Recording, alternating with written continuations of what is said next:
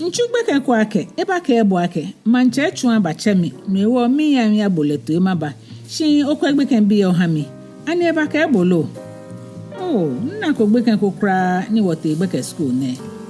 ani naka emo no chue ekwu ese eba ka ebu ake eba ka emilo akwete akwabi na tebruku neke na tebruku ke dabi eba ha mi to kokra don shi no mi make eba ka ebu ete no eke kwa mi ansasa na ehiwa abachemi ne eke dase fu eba ameba yo dase ameshilemu ni no ha esa na efite kra akwete akwabila ke ni te agbe na ten eke begwa fu eteshite ajina we ajina mi no ni bofoko bango ake wosafu emi nyoko ni wohwele afa nyonko mene egbo no ewo nka asafo nupa ekome aba koni nosane ni yo ika asafo ete ni ajaje ni afula ake Kristofonyo akwete akwabi ekunwake eni efe ni ahwele ni pakoda ni follow ebagba anyina ne na tabuku to heke ata midi enche kenkwe efe konoko ni sahwemo sheta klote ke ngama kukra ekplen do akeja ana ahwele keje nakan keje onupa anu he akami mo yesane bele no akahwele ne ke doleson ewemi ikegbone sane eji ake cholo otu mose no bayi no ke ko school ne no ne babon oblaye okoniji neke no mo ne bi kehwemo cholo ne hue ngamomo no ewo sane ngon na kra ene hewo biko nkwani cholo otu beshia nte ngon ya wulenga ni ewo ne kan oblaye ne hiela ye wuehi no se nwelenga kroko hu ake keji ekpa oblaye kehwemo noe iba ma wolo ya fle na ha woni chule onupa ake ni aja mekeba kaka pempim akrowa ne ewu eba na yokokro newo ehwele engatuntu ne kra yehi keji ike ewu eneke no ba we hegbeye ni efon oblayo ekehwemo chon lo tunga babon nga we no yeli efe he ni na gbomo na ye keke ewu lebe keji yo ete ya bochon lo to amanie na ebilepe keke hia eso kebe keke iba acha mi no ake mbakweko ni mbasa amete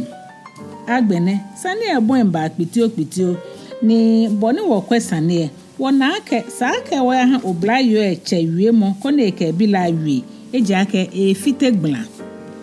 no mu abacha ebile wo hie na ekele babon wiemo ye eje ni ba ahiwo chon lo esa ohie she saaka agbabo gbeke fe che pasa ni kele ake ele ake ene he kele ba wi ye mene na ahie kun na echele iba afe keke na eteshite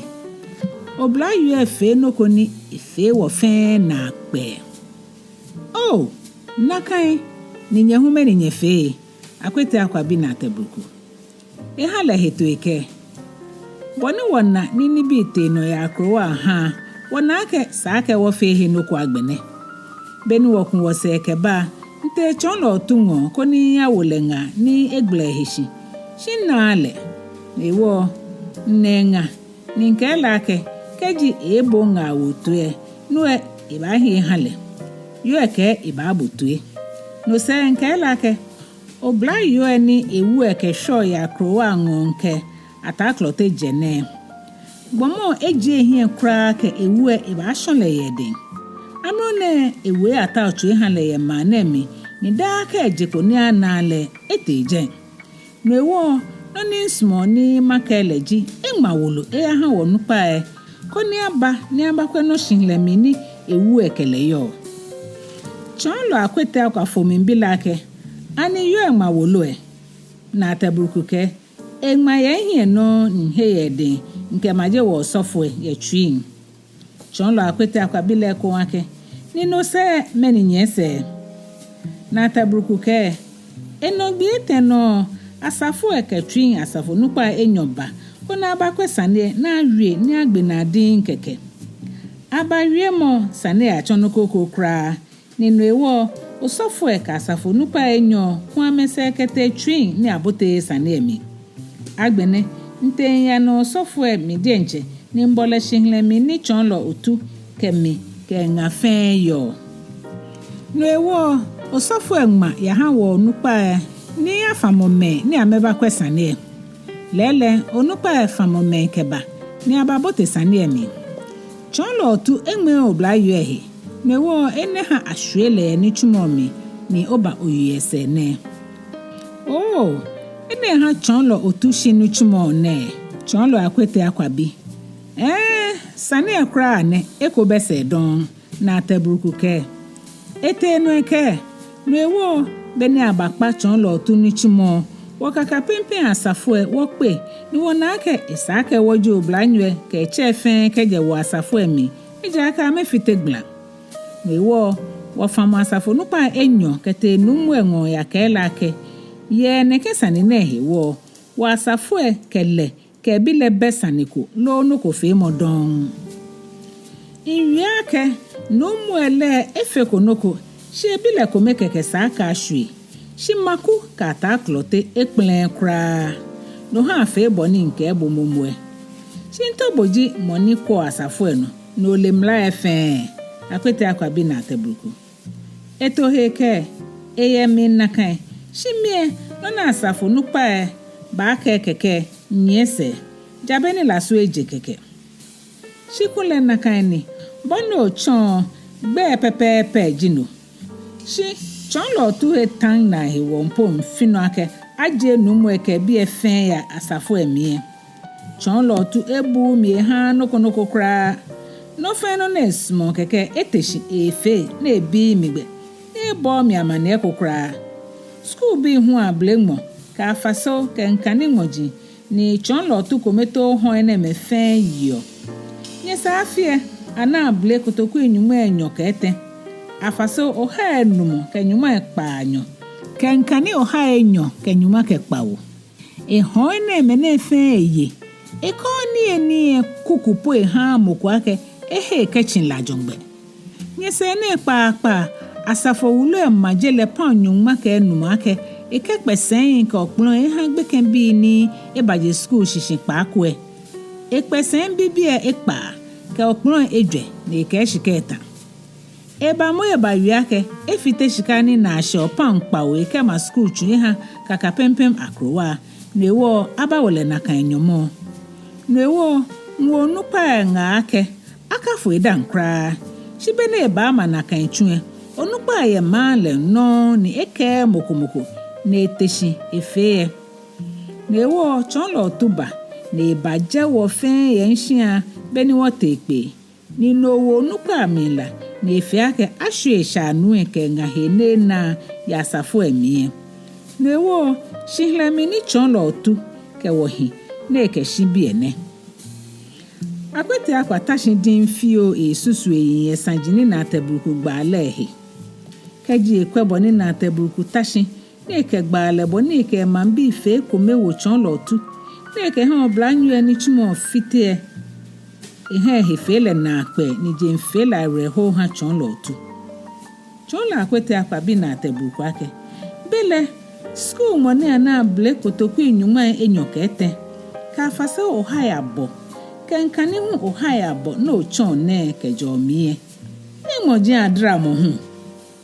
bodienche onani bi e ko hime alo me ko me bakeo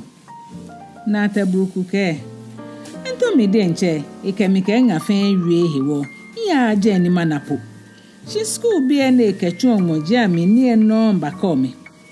nke nye ma bi ni yo amete ake amekwe no feno ni amebaka mi no ewo ameji me ni bakome ni bi ni amepa ye moji ami boni akwete akwa chonkwe na tebuku ha beni no yuo je mokuba aka ebo no ni mole akwete akwa adenche oblanyu ejie na don mo ehweni na tebuku ashin ehia oyane ya fen shi eyo se ne ya mo ete no ke kwa mi ansasa ne neke mbeje na agbe ansasa ne na we agina mi ni abachemi shinu ake agbena ni abulefo na heleto agbo enyo danto edwe keshika panyu enyo ke enumo ni amefe amedwemu ake keje we gbe na no mpe ameba hwele maami agbene hu nnu one obla yo eche hu asama ansake efite ebilegbla no hu aye no ne abulefo ne ahele no hu to kome kedanto enyo keshikapa onyuma kenumo no ewo bone ake ansasa ne egbe na ane wo ba kwani ewo nyoje efe na shima hawo chonlo akwete akwa ni na ekpe heketashie bon eyinhwe mo wa yesagin keni bi ni na tabruku gbale ahe keke ne he bon popomo yesagin ne nu ahe wo ni boni ke fe ni na tabruku po ehimwe leshi na kekwa akwete akwa kechon ehimwe glass ahihie tamomoko ni ekwa ehinye loko na ekele akpetruka ye hekoni ehie ka no ake ekele akpe yejen akwete akwa tashidin san ni fese eke oshi apo njene nya jose no tamoko hami tamobo ni owie ni eawami onyemi ehia koni ya ngale shinte ongaji moni ya nina ni nkense ehile na keke joba eba ka bụ kono tamoko ni eawami jen shile jo bojo ni tembokomoko eya ehia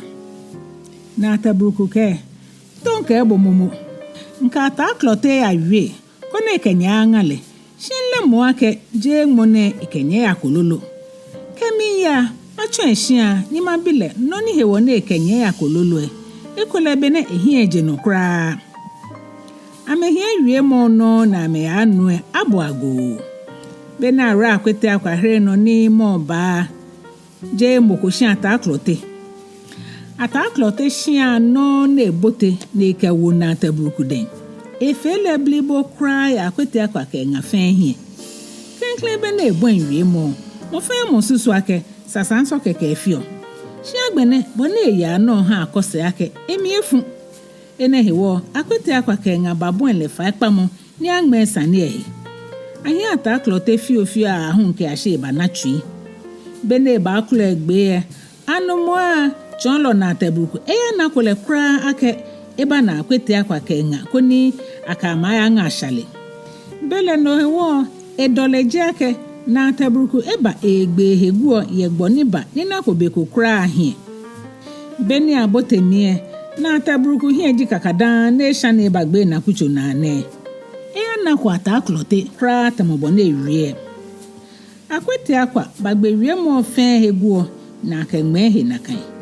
eche no na taklote banamishe neke ara ke chonlo akwete akwa ake keji amebe hisanikwe no ameyasa amehe koni eke amaya ngashale